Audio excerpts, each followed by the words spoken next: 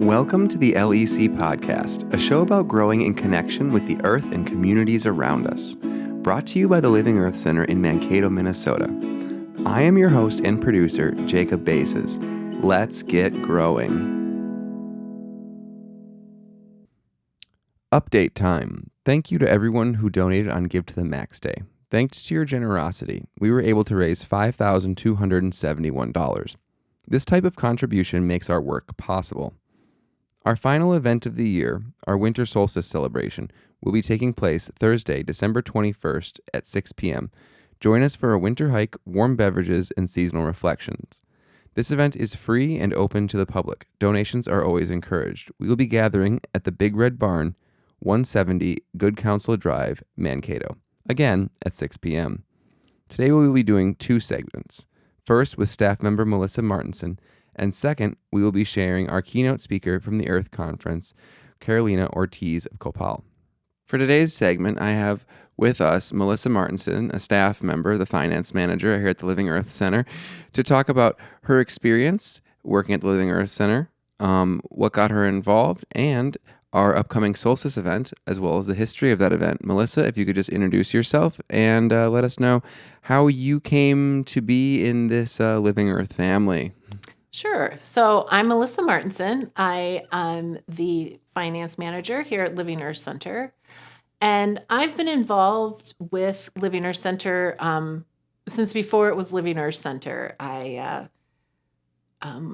When my daughter was about 2.5, so about 16 years ago, I came to a kids gardening class up on Good Counsel Hill because my friend Lisa Coons was teaching the class and was like, you should bring Lyric. And so I did. And as I'm walking up to the barn, I see a school sister gardening wearing a shirt that said, "Stop the War." And I think previous to that, I had sort of thought all nuns were still kind of like The Sound of Music and wore their full habit. And so it was kind of a moment where I was like, all right, this place might be more interesting than I thought it was going to be. And so I kept kind of hanging around, and I started going to the Earth conferences, and then I started volunteering on the Earth Conference Task Force. And I believe this year was my 13th Earth Conference that I have helped plan. So I've been around for a while. I was also on the Earth Committee with the School Sisters, and I was on the advisory committee when we were still the Center for Earth Spirituality and Rural Ministry. And then I served on the transition committee that helped move us from CESRM, a fully sponsored ministry of the School Sisters, into the Living Earth Center, which is an independent 501c3 nonprofit.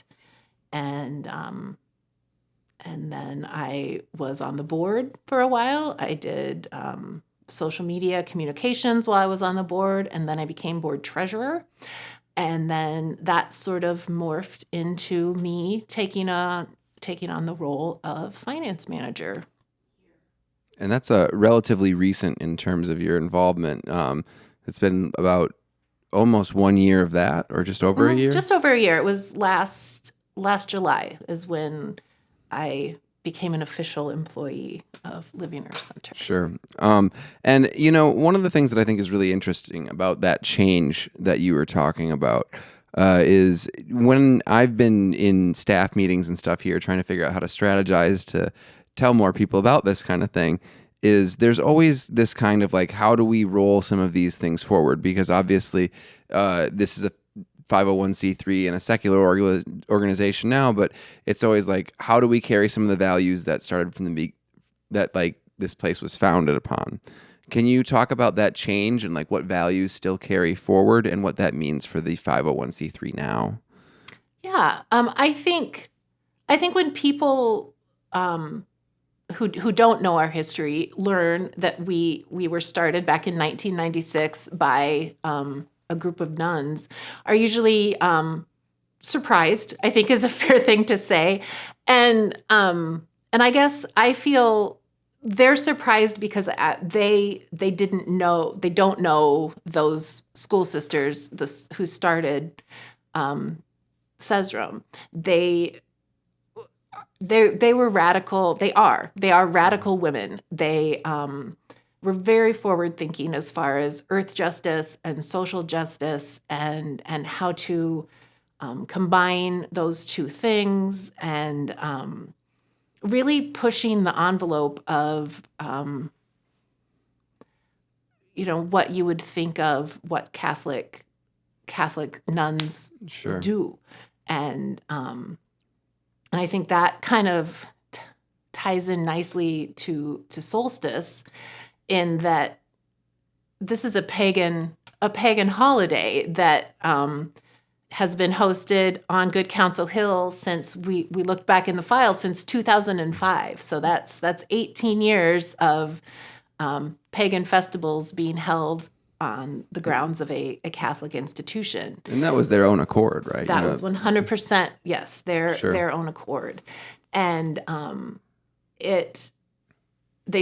the first solstice was in 2005, and that timed with the hiring of Lisa Coons as their co-director for Sesrum. And she always said, I walked into that interview with dreads and my nose pierced, and said to them, I'm not Catholic. I'm not even Christian. My family is we're practicing pagans, and but here's what I can bring, to the table. And they said, you are exactly the person that we want in this job. And I think that speaks to sort of distill any kind of stereotypes that you might have about the school sisters and their values and their I mean, I think it really, strongly speaks to how you were talking about how they had a radical approach to climate change. And I mean, at that point in time, it was pretty common to just not even believe in climate change at all. Like, I understand that some people still sit there now. But back then it was more of like people were still talking about the ozone layer, which is, a problem that we've solved largely. But anyone who's looking seriously at climate change, of course, knows that we have to fix it for everyone because it's our climate. So, looking at it from that, not us and them perspective, even when you're within something like the Catholic Church, is huge. So I really do think that speaks to that in a strong way. What did some of those earlier solstice events look like? What were they doing out there? It was really kind of fun looking back through the old programs and stuff, because it is it's very much the exact same celebration that we will have coming up here on the 21st. The gathering, the snowshoe hike, that started, if not the very first year, within the first 3 to 5 years, they started doing the snowshoe hike. They did used to have a dinner, which now that the sisters aren't at Good Counsel, we don't really have a place to host a meal up on the hill right now. So we will not have a meal on the 21st, but we will have warm beverages and possibly snacks, some sort of cookie or something, I believe. Possibly snacks. Possibly snacks. Yeah, we are not being held responsible if there's not snacks, but I do know warm beverages will be there. Tell me about the pine cone ritual. Yeah, so the pine cone ritual is something that has been going on since almost the very beginning, and what happens is at the end of the sort of ritual part of the celebration, everyone takes a pine cone, and we sort of process from where the ritual part is out to where the bonfire is. And while you're walking, it's sort of a contemplative time to sort of think about, the past year, what you want to release from the past year and what you want to take from the past year and bring into the new year, and what new intentions you want to set for the new year. And then you gather to the bonfire and everyone puts their pine cone in the fire and sort of sets those intentions free out into the universe to kind of set the tone for the year to come and the returning of the sun. And yeah, it's a beautiful part of the night. Sure. And what other it's one of the things that happens. What is the whole program like for the length of the thing after the snowshoeing? Yeah, so after the snowshoeing, we everyone will gather back and we'll sort of have a little warm up beverage, and then we'll sort of kind of take a little quiet down, and we do a traditional 4 directions solstice ritual. Prayer isn't quite the word I want, but we do a honoring the 4 directions, and then it's varied in years past. Some years we've done poetry shares. Some year we've done different reading of different mythological stories from different cultures. And I believe that we, sorry, that this year our resident librarian, Amy Hunt, will be sharing a winter solstice tale from, I'm not sure which one, but from a culture, an ancient tale of solstice. Yeah. And so, and then we read the story, and then we kind of all take the pine cone and walk to the bonfire. And then it's a quiet, the bonfire is always, it's always fun. It starts, it's pre-lit, and we come out and everyone's very introspective and pine cone focused. And then as they release their pine cones, and people kind of organically start to talk, and then it sort of, kind of grows into a more conversational, jovial kind of end to the evening.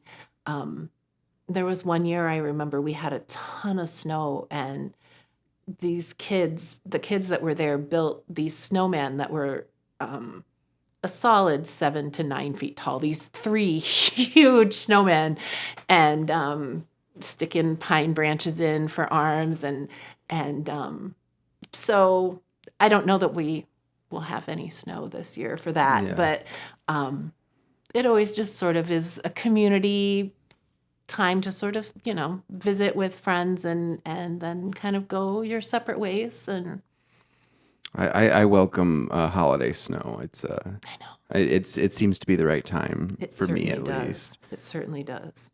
Well, that sounds like a pretty fun event. I'm stoked to see it for the first time. I haven't been around the Living Earth Center since 2019, so I just don't know what one of these winter solstice events looks like.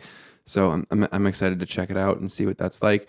I would like to hear just like a little bit about what has kept you so long attached to this organization. It seems like you've done basically everything to some extent. You've volunteered. I mean, you volunteered. Yes. You've gotten your hands dirty. You've done the actual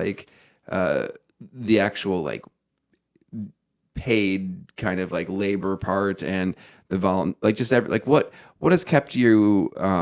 What has made the Living Earth Center so important to you? Yeah. I think what drew me in when I first started coming was this was a group of really powerful women who were doing social justice and earth justice work that was something I felt called to, and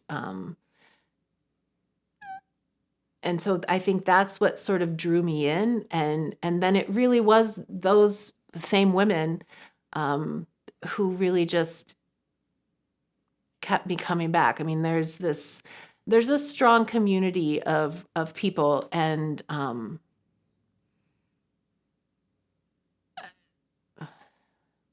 there's a legacy that we've been given here at Living Earth Center, and there's sort of a heavy, almost honor feeling that I feel this need to, as the school sisters are retiring and aging, and when Lisa Coons passed away, and there's sort of a There's just more work there's to be a done. need. Yes, there's still work. There is still so much work to do, and continuing that work means a lot to me. I think because of the people that I knew when I started doing the work, and because of the people I've met along the way, and yeah, I just think the community that surrounds Living Earth Center is a wonderful group of people, and that's really why you keep coming back, I guess. Yeah, I mean, it is certainly something that, looking into this, when I started working here, it was very apparent to me that when it wasn't on the tip of everyone's tongue, they were making moves towards things that I now find to be very important. And that it is, as social movements grow, especially around things like climate change, like, people tend to get on, and I think sometimes people bring a little bit of guilt with them that they weren't doing more earlier or something like that. And I don't think that's the takeaway. And I know our leader, Laura, would certainly not want that to be the takeaway ever. But it's like, what can happen now? But to see that this organization has always cared to be good stewards of this land and the community, even to the point of allowing some of their power attached to that establishment to be handed over is just really huge. Yeah. So that really resonates with me as well. Is there anything else that is attached to the Living Earth Center that you want to acknowledge, or just anything that you'd like to say on your first podcast appearance here? I'm sure we're going to see you again at some point. But yeah, if you just have anything else, otherwise we can just tell people to come out to Solstice. Yeah, I think that's the pressure of the icebreaker, right? When you have to say something interesting about yourself, and that's my least favorite thing in the world. So I no, I think Solstice this year, we're excited. We haven't had an in-person Solstice since 2019, and the weather is looking good, that I think we will be able to meet outdoors, knock on wood. But yeah, 2020 was COVID, and then the 21 and 22 we had really poor weather, and had tried to do it, and then at the last minute moved it to virtual. And so I think everyone is just really excited to be able to gather in person again with our community, and just physically be in the same space, to physically be on the hill, kind of just soaking in the darkness and readying for the light. Cool. Well, thanks a lot. Thank you.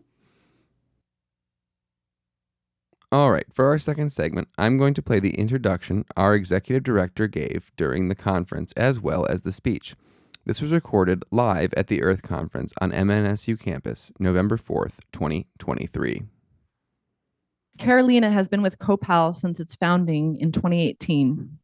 She led the communications team for 2 years and is now an associate director. Carolina was born in Zacatecas, Mexico, and is currently studying communications and women's studies in Minnesota. A dreamer herself, her passion for social justice stems from her own experiences and her communities. Copal envisions a prosperous and inclusive Minnesota that is accessible and enjoyable for everyone. They work within issues that impact communities the most, including environmental justice, health, and wellness, workers' justice, immigrant justice, and civic participation.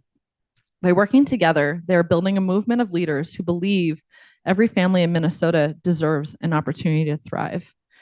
Carolina will speak about her work with Copal, illustrating how social impact initiatives can lead to improve the quality of life for Latin American families and can be used as a model to create change that will benefit us all. So with that, I'd like to have Carolina come up.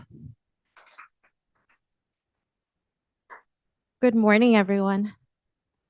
It's so good to be here, surrounded with so many amazing people that are here for the same reason, right? We want to be together, learn together, and I'm always a little nervous too.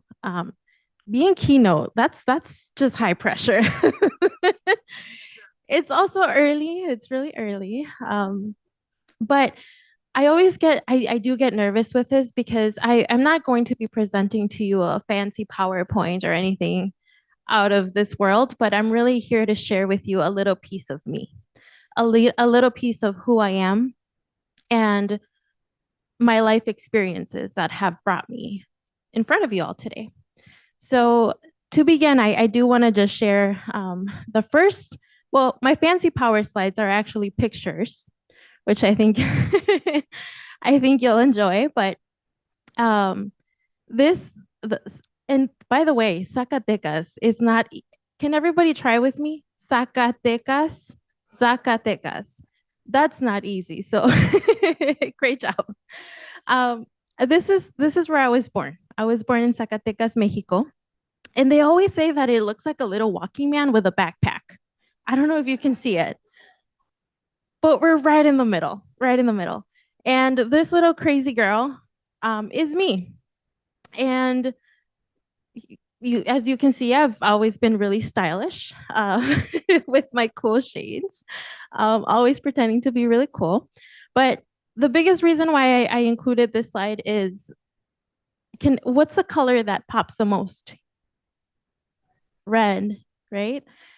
Zacatecas is known for being one of the few states in Mexico where there's a lot of mining, for the pink rock that you see, the pink red rock that you see, a lot of silver, a lot of gold, a lot of precious metals.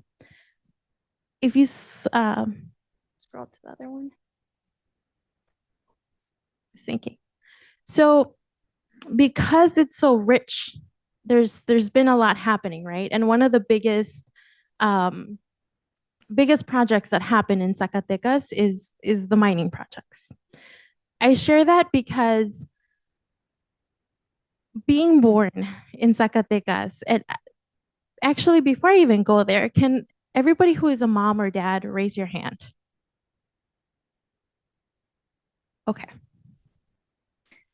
Imagine that when your child was born, the doctor tells you that your son or daughter possibly might not be able to walk, will live with chronic condition for the rest of their life. That's not easy to hear. And that is what my parents were told. As you can imagine, their heart sank. They didn't know how to react. They didn't want to accept that could be my future.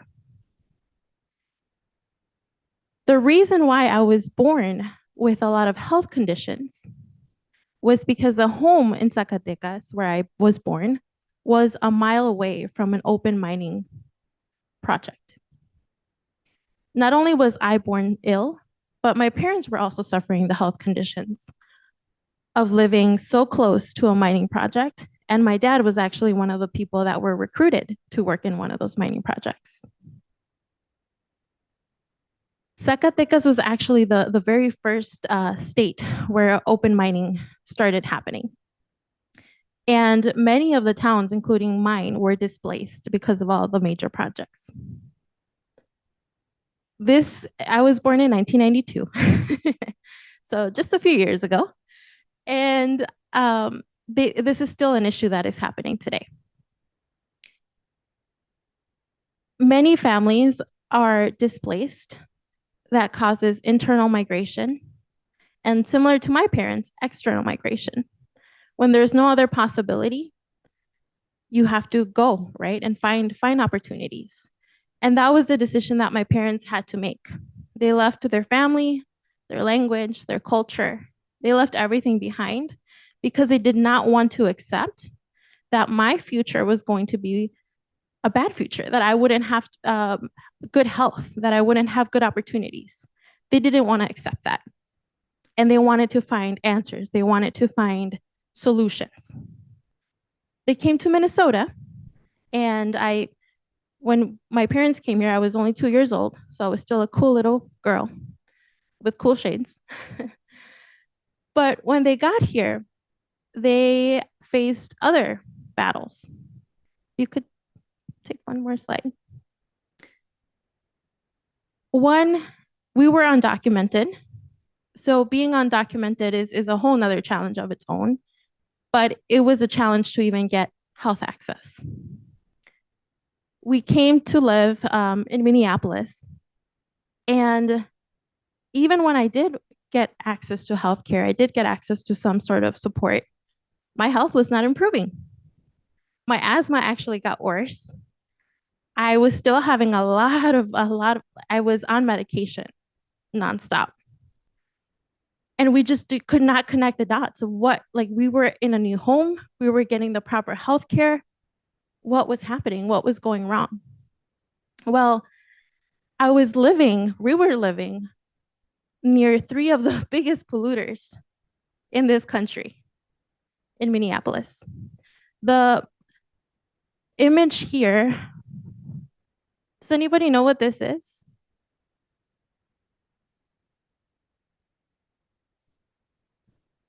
Incinerator. Raise your hand if you're familiar with what an incinerator is. Okay. That's the one in Minneapolis. Raise your hand if you knew that you have an incinerator here in Mankato as well. Okay. The Herc incinerator, again, is one of the major polluters that puts toxins into our air, goes into our lungs, produces cancer, produces asthma. I did not know this growing up in my neighborhood. An image above, you see metal that is being shredded, metal that is so thin that also goes into the air, goes into our lungs. The pollution that you see on the right, we were surrounded. Why I wasn't getting better was not clear to us back then, but it sure is now. We tried escaping from some of the major polluters in our home country, in Zacatecas, and we came here and we faced very similar issues. Can you do one more slide, please? I'll get to this one in just a second, but again, I wanted to make sure no fancy presentations, just pictures, so you can see some faces and point some images. Really, for me, it's been a journey. It's been a journey of understanding my own story, understanding my own history, understanding how all of this is connected to what I do to this day. One of the images that I was going to present it's not in here, was all of the mining projects happening in Mexico. But it's the entire map of Mexico. There's over 26,000 mining projects happening in Mexico. And because of the current contracts, the current negotiations, many of the US and Canadian mining corporations have until 2067 to continue extracting from those mines. It's absurd. It's crazy. And it's crazy to think that all of these injustices are happening everywhere. I shared with you that my parents kept asking for answers, kept looking for solutions. That's something that I'm so thankful for, because they installed in me that I should not accept a no, that I should keep fighting and searching until I get the help that I need. To me, my parents are really the example of what it takes to be a good organizer, of what it takes to be somebody in the community that even if everything is going wrong, they still think that something good can come out of it, that they can find people who can help them. I remember at age 9, I started going to my first protest with my sign and my poster, and I felt like the most powerful little girl on earth. But I felt powerful because my parents were along, they were with me. And I knew that everything was going to be okay, that we were going to find a solution, and that we were going to get through it. But what I learned from them is that true power comes when we unite. They could only do so much alone. But when they found community, when they found people that were also fighting for a better future, fighting for answers, that's when we started having power. That's when we started seeing changes. In 2018, I was teaching citizenship classes. I was teaching Sunday school. I was leading the my after school like college activity. I was doing everything you can possibly imagine because it was my way of being part of my community, giving back. In that same year, I met Francisco Segovia, who is the executive director of Copal. And he said, hey, why don't we build something where we can start talking about the needs that exist in our community, addressing them, acknowledging them, but also questioning why we have those needs in the first place, and understanding what types of changes we need to see in our system in order to change that. To me, that was music to my ears. That was everything that I have been wanting to do, everything that I was taught to do. That was really, for me, it was a vehicle to be able to do and see the change that I wanted to see in my community. So in 2018, we started Copal, Communities Organizing Latino Power in Action. And as it was mentioned, even though it is focused on the Latino community, the work that we do impacts everybody in the state of Minnesota. Through Copal, I was able to really, again, understand the type of power that our community has when we come together. Is anybody familiar with the latest law that passed, the cumulative impact legislation law? See a few hands. I'm sure some of you also supported a lot of that work. But that law requires major polluters to do an analysis before coming into communities and making sure that they're not overburdening communities that are already been hit once, twice, 3, 4 times, and really making them responsible for what is happening. That law passed this last legislative session because groups like Copal and many other state organizations pushed forward to make sure that that law passed, to make sure that there is some sort of accountability for the major polluters that exist in our areas. That is powerful. And as I think about my own story, as I think about my own struggles, I'm also very inspired, very motivated, very driven when I see that my team, my community, other organizations are working together to change the system, to change the policies that are not working, and to have a dignified future where all of us can live together. And at the end of the day, regardless of our background or race, we all want to live better. And there's actually 2 team members in the back, Ryan and Melody, who I'm sure you recognize from some of these pictures that are also with us today. But we have a big team of over 26 people at Copal. We also have an office in Mankato, in Minneapolis. We're working hard every single day. And similar to my story, it's not because it's our job and we're getting paid and we have to show up. No, it's personal. We have lived experiences that drive us to be here, that drive us to connect with community members, to have conversations, to push whatever we need to push. Because similar, as I mentioned before to my parents, they taught me that when you get a no, you go somewhere else and you continue to ask. If they shut one door, you go find another one. But you keep asking for answers, you keep pushing for solutions. And I'm very grateful to have such an amazing community that has supported me, that has guided me to be who I am today and to be where I am today.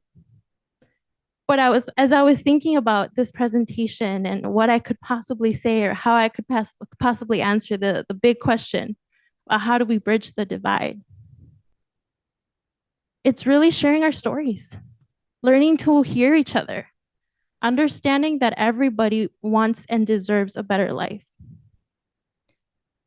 It's about understanding that when we come together, there's nothing that can stop us.